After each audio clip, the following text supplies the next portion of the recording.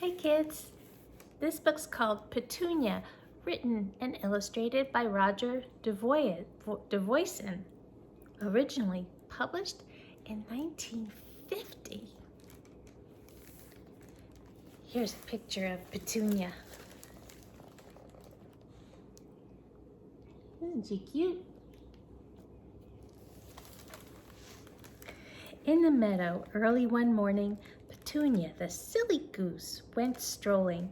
She ate a bug here, clipped off a clover leaf there, and she picked at the dewdrops on the goldenrod leaves. Then suddenly she saw something she'd never seen before in the meadow. What was it? Petunia stole closer and closer and sniffed at it from all sides. "By goosey ganders," she said, "it does not smell like food for a goose, but I believe I've seen such a thing before. Yes, I've seen one under Bill's arm when he came out of school. It's a book. That's it, a book. Come to think of it, just the other day I heard Mr. Pumpkin telling Bill that books are very precious. He who owns books and loves them is wise. That's what he said." "He who owns books and loves them is wise," repeated Petunia to herself, and she thought as hard and as long as she could. "Well then," she said at last, "if I take this book with me and love it, I will be wise too. And no one will call me a silly goose ever again."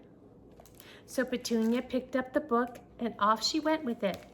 She slept with it, she swam with it, and knowing that she was so wise, Petunia also became proud. And prouder, so proud that her neck stretched out several notches. There she is.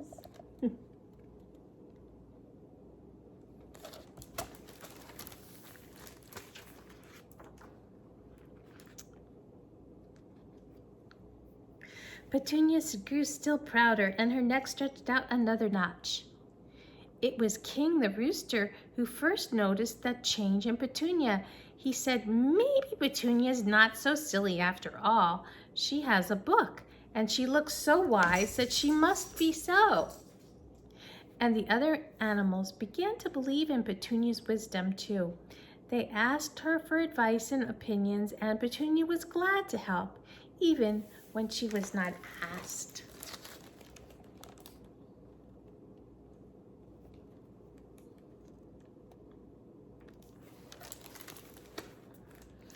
At the chicken coop, Ida the hen was cackling excitedly among her chicks. "Oh, Petunia," she said, "my chicks and I have been for a walk in the woods, and I think I've lost some of them. The farmer says I had 9, but I can't count so very well. Please, wise Petunia, count my chicks to see if they're all here." "Glad to help," said Petunia. Let's see. 3 chicks at the fountain, 3 at the feeder, 3 about your legs. Now 3 times 3, that makes 6. 6? Asked Ida. 6? Is that less than 9? "That's more than 9, not less," said Petunia. "Lots more, my dear." "More than 9? Good gracious! As if I had enough worries with my own 9 chicks, and where do those other chicks come from? Oh dear, I'll never be happy again." Poor worried Ida.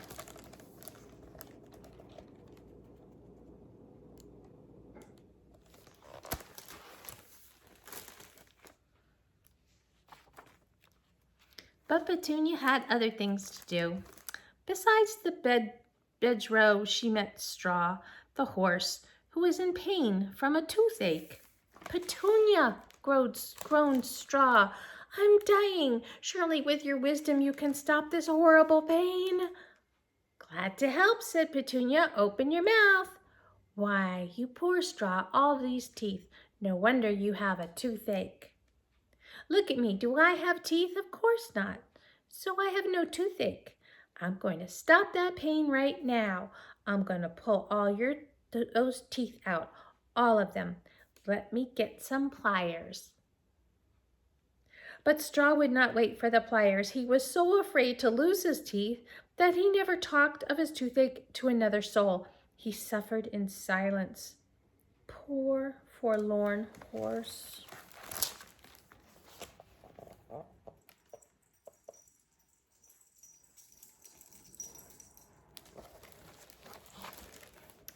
But Petunia had other things to do. Cotton the kitten went up the tree, but could not come down. While he meowed and meowed, his friends called for Petunia. "Glad to help," said Petunia. "I know just what to do. Since none of you is tall enough to reach Cotton, all of you will do it together. Donkey on top of Clover, pig on top of Donkey, and so on up. Simple." So Donkey climbed on top of Clover, pig on top of Donkey, goat on top of pig, sheep on top of goat, piggy on top of sheep, turkey on top of piggy, duck on top of turkey, hen on top of duck. Suddenly Clover cried out, "Stop, my legs feel wobbly," and she sat.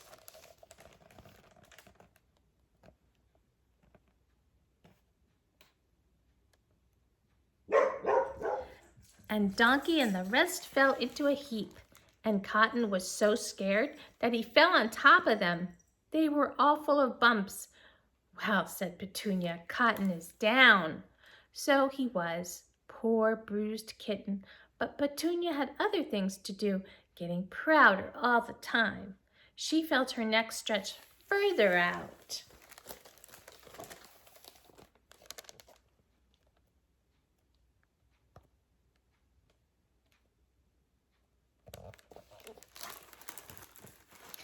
She now wandered down the meadow, where she found some other friends gathered around a box.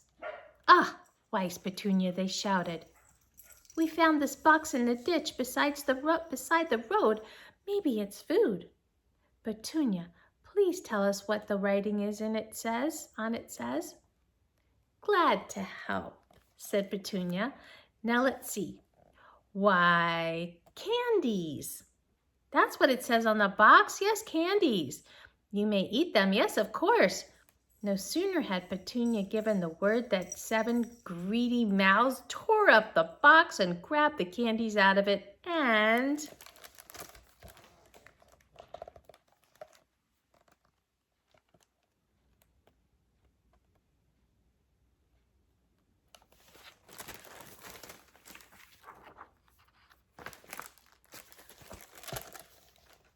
boom! That's a big explosion.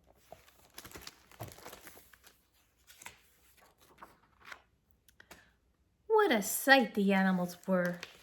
Some were burned, some were bruised. Straw still suffered in silence. Ida still worried about her chicks. All the barnyard was in trouble, and all because of Petunia.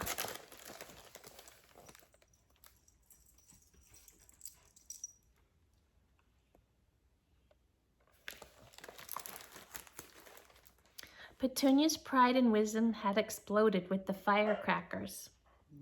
Her neck had shrunk back to its old size and was all bandaged up. She was the most downhearted of all, for she saw now that she was not a bit wise. But suddenly, Petunia spied the book. The firecrackers had blown it open so that the pages showed. She had never seen them before. Now she saw that there was something written inside the book which she could not read.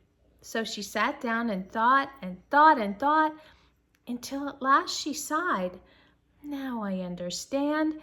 It was not enough to carry wisdom under my wing. I must put it in my mind and in my heart.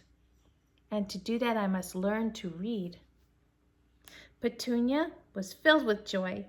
At once she began to work so that one day she could be truly wise. Then she would help make her friends happy.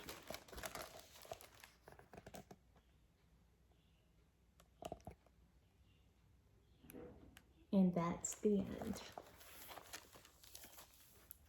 Hope you enjoyed it. Learn to read if you haven't already. I love you.